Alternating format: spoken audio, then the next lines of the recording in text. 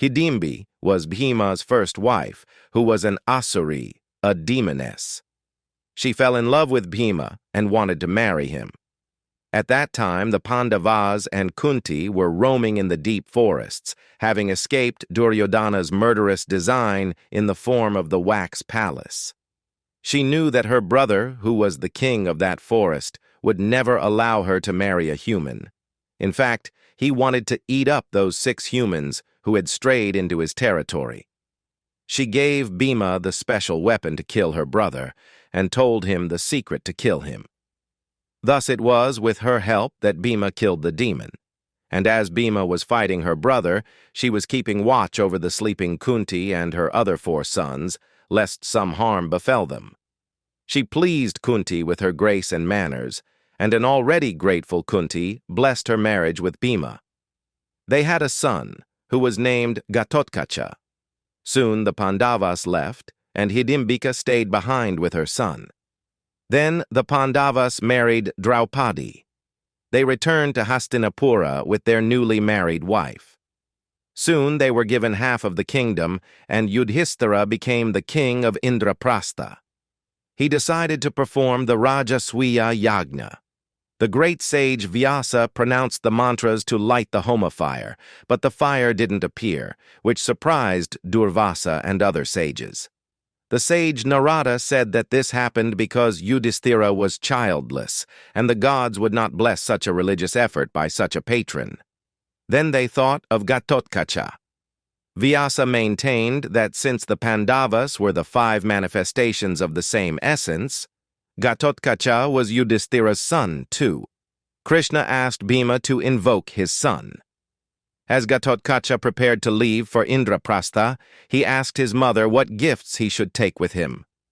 His mother told him what all to take. She then told him that he should first pay obeisance to his father, then to Krishna, then to Vyasa, and then to Yudhishthira, and that he must not bow to anyone else. Ghatotkach told her that out of jealousy and hatred, she was asking him to do something clearly wrong. Draupadi was born of homa fire, was the daughter of a Brahmin king, and at the yajna, she would have a special status as Yudhishthira's wife. Hundreds of kings would be paying their respects to her. She would feel insulted if he did not pay obeisance to her, and her anger would destroy him.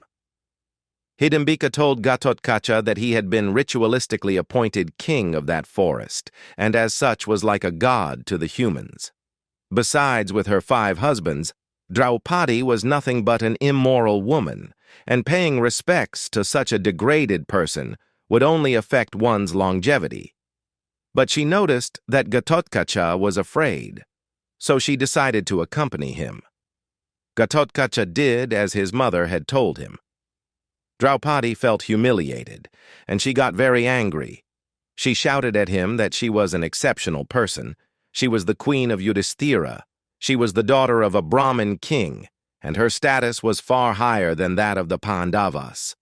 And at his wicked Asuri mother behest, he had dared to insult her in the august assembly of elders, sages, and kings. Then she uttered a horrible curse that his life would be short, and that he would be killed without a fight when a devastating divine weapon would pierce his chest, which is a terrible eventuality for a kshatriya.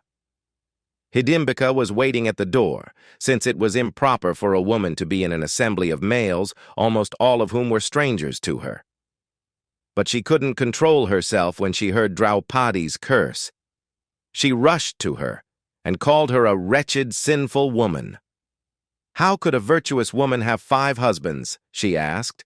She shouted that her son was a king, and as such was not obliged to bow to her. She said she was aware that her curse would certainly materialize, but her son would still die a hero's death, since only a fighter would be hit on the chest.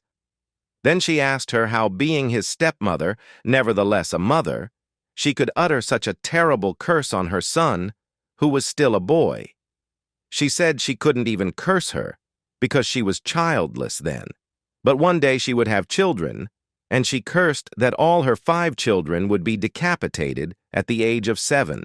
Thus, these 2 women killed much of the future of the Pandava lineage. What the enemy did later was a mere formality.